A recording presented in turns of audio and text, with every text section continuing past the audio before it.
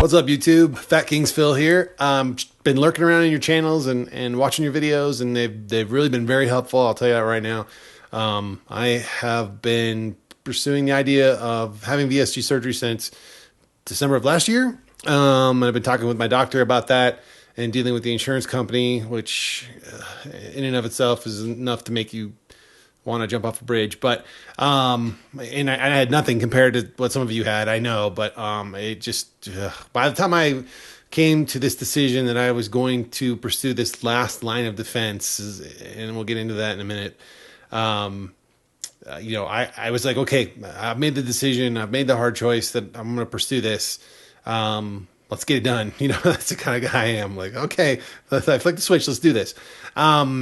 You know, and I knew it wasn't going to be that quick, but to kind of give you guys a little bit of a history about me, I've been fighting this demon for all my life. I mean, but, you know, actively for 30 years, because I can remember in junior high school having a waist size of 36 and, you know, basically, you know, hiding out behind the school gym at lunch to eat my Slim Fast pudding so nobody would see I was eating Slim Fast pudding, you know, and I was trying to act as normal and be as normal as any other kid, but I knew I wasn't. I wasn't part of the clique. I wasn't part of the crowd. I wasn't, you know, I was different because I was big, and there was no doubt about that. There was only one other guy in my whole school bigger than me, and he was much bigger than me. So in that respect, I dodged some bullets, but ultimately I fell more in the camp of, you know, kids that age can be cruel, and I fell in the camp of being the, you know, one of the fat kids. So that's the way it went. From junior high school, I kind of went up to about 296. My senior year, I remember as I was graduating, I was 296, and that scared me because it was so close to 300, and I'm like, I can't ever go, you know, over the 300 mark. I can't.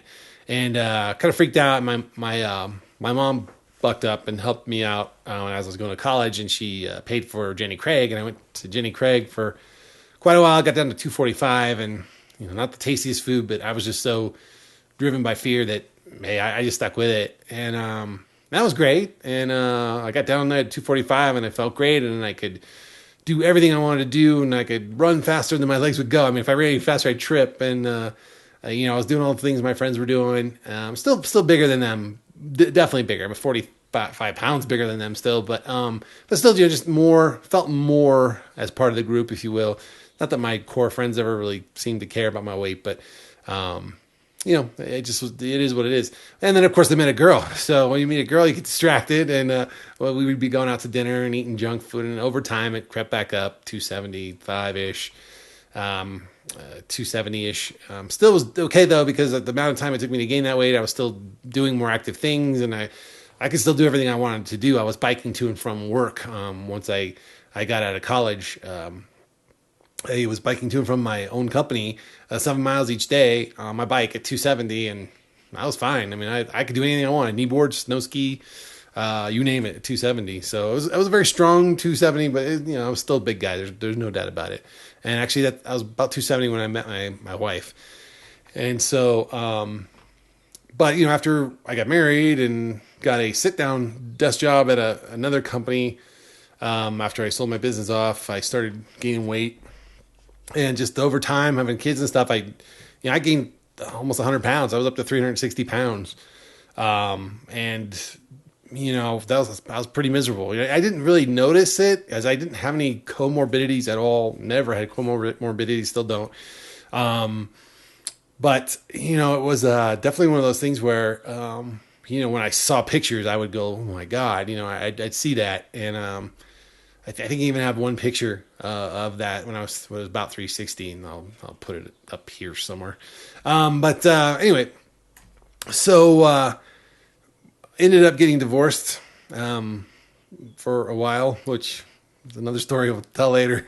I'm not divorced anymore. I'm married actually to the same woman, so that's a crazy story in and of itself. We'll get there.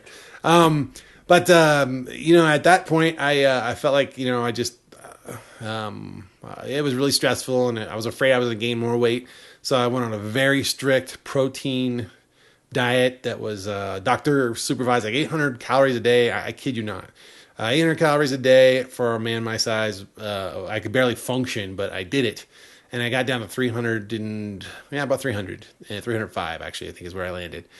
And then, of course, I got laid off with more stress. So I couldn't go to that doctor anymore. It was very expensive, and I kind of plateaued out anyway. So I just switched to a very, reasonable kind of eating. I mean, besides that wasn't maintainable. I mean, that diet was not a lifestyle change. It was an emergency, drop.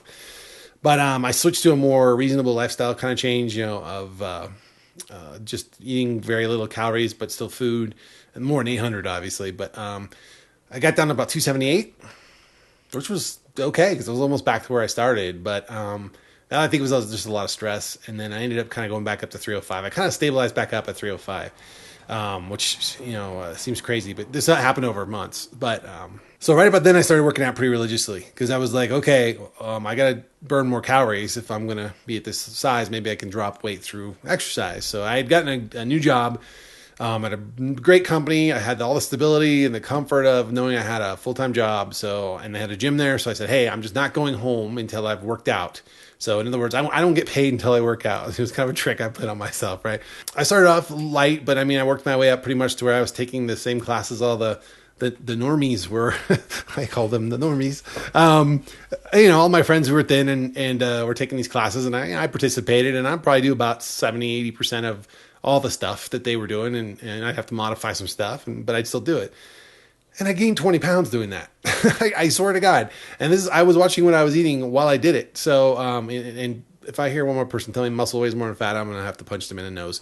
I kid, but I don't want to hear that. So it doesn't matter. The number went up. And don't get me wrong. I also realize I'm much stronger than I've ever been in my life, which is pretty impressive in and of itself for me. But the bottom line is I'm right now probably about 335-ish. And the reason I say about is I haven't gone near a scale for several weeks, mainly because I've just spent the last 6 months under the microscope of, having to see my doctor every month for insurance reasons to get, all these things recorded, blood pressure, weight, all that stuff throughout the last 6 months, which I know there's some of you that went 18 months with this nightmare. So I really don't deserve any violence or anything over this, but it really...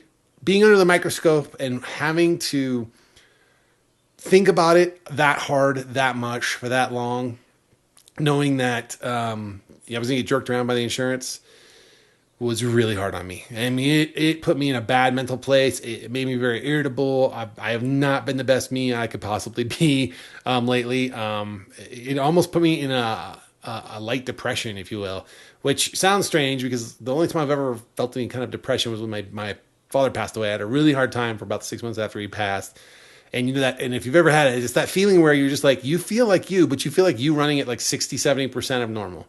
And for me, I'm such a hard charger in a lot of the things I do, most of the things I do, that I just felt like I was functioning, like I was dragging a lead sled behind me for months. And so for the last 6 months, I've just been irritable and just feeling not myself and just not feeling very positive. And I'm just really making this decision was hard enough to make, even to come to the decision that, hey, this is it. This is my last line of defense, really. This is my last thing I haven't tried. I know this will help me. I've seen it. I've seen too many of your videos to know that it won't. I know it'll help. I mean, I'm under no illusion, although I have some irrational fears like anybody who's getting ready to do this, that it won't work for me because I've tried everything else and it hasn't worked for me. So why would this work? I'm sure I don't have to explain this to this group. But that being said, it's been a hard road. That 6 months has really, really taken a toll on me. And just 2 days ago, I called the insurance company myself and said, where is my appeal? Because initially what they had done is they had denied me because I didn't have the full 6 months of the information they needed. So I went to the doctor one more month, got the extra information. Actually, I went 2 more times just to be on the safe side. But we sent in all the information, and my doctor's been great. My general practitioner's been great.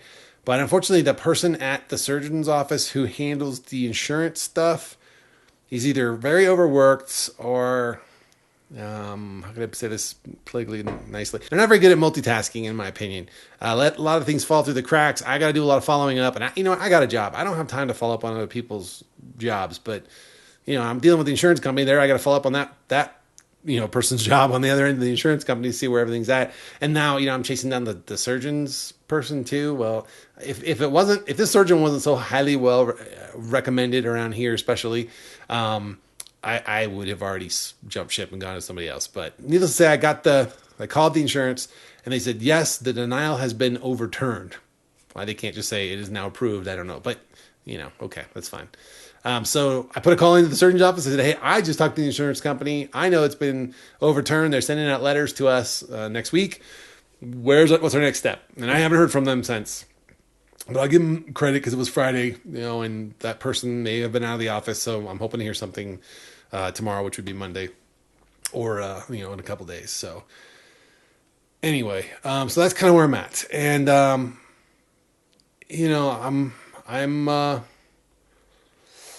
I'm a little freaked out now. I don't think I have to tell you guys this, and I'm not going to try and jam everything in to how I came to this decision in this first video, but I'll get to it, I'm sure, over time. But I don't have any comorbidities, like I said, still. I mean, my blood pressure is a little bit higher, on the higher side of normal. My cholesterol is a little bit on the higher side of normal, but they're still within the ranges of normal. So I call them yellows, not reds. They're not green either, though. So I know that the comorbidities they're coming. I'm 41 now. I'll be 42 in October. So, it's a matter of time. By the time I'm 50, I'm going to have, and I'm not big on taking medicines. I don't like taking medicine for anything. I don't even like taking aspirin if I don't have to take an aspirin. So I don't want to be one of those people that has to pop a gazillion pills because of blood pressure or whatever. So I know that this is kind of my last. I got to do something. I've done everything, but this has got to work. And in respect, that's kind of a good thing because I do feel like I'm at the end of my rope, and I'll be sure to work this exactly the way it should be worked, which I've learned from you guys is key to doing and being successful at it. So, but at the same time, I'm a little freaked out by it. I'm not gonna lie, and I don't think I probably have to tell you guys these things, but it's a scary thing to think that I'm gonna go lay down on a table and let somebody put me out and cut out 70% of my stomach. It's like I gotta wake up. I got kids. I gotta be here. It's more important that I'm here for the next 10 years to get them to adulthood than it is for me to be here for the next 40 years for their sake. Now, for my sake, I'd love to be here for the 40 years. So, the surgery, I think, will help me achieve that. But at the same time, I feel like I'm putting myself at risk in the short term. Now, I know that's not a very reasonable fear. I know that there's never been a fatality in my surgeon's practice. The worst thing they've ever had is a little bit of internal bleeding, which they fixed right away. So, and I, the statistics are just in your favor on this surgery. But that doesn't make it any easier to process. So, or actually process, yes, process, no.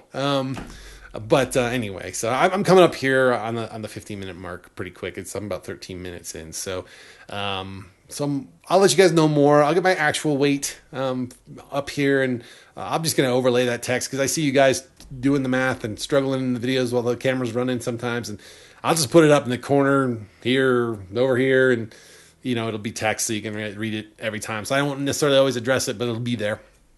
And then talk a little bit more about why I'm doing this and where I'm at on this journey and why I'm on this journey.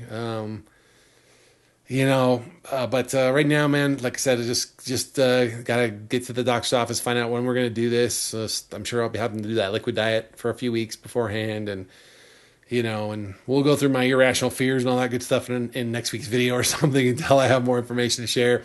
But yeah, that's where I'm at. The thing I will say, the one thing that's scaring me the most, and I mean a lot, is I'm really worried about losing hair. So I couldn't even keep the smile suppressed for the whole joke. All right, guys. Well, I appreciate you tuning in, and I'm just going to give a couple shout outs here. And because I want to tell you guys, if you hadn't been out there making these videos, I wouldn't be here today. But Big Tony, whom is WombatLuvr, BigNickVSG, and Shawn Smith. Those guys were the first three that I saw.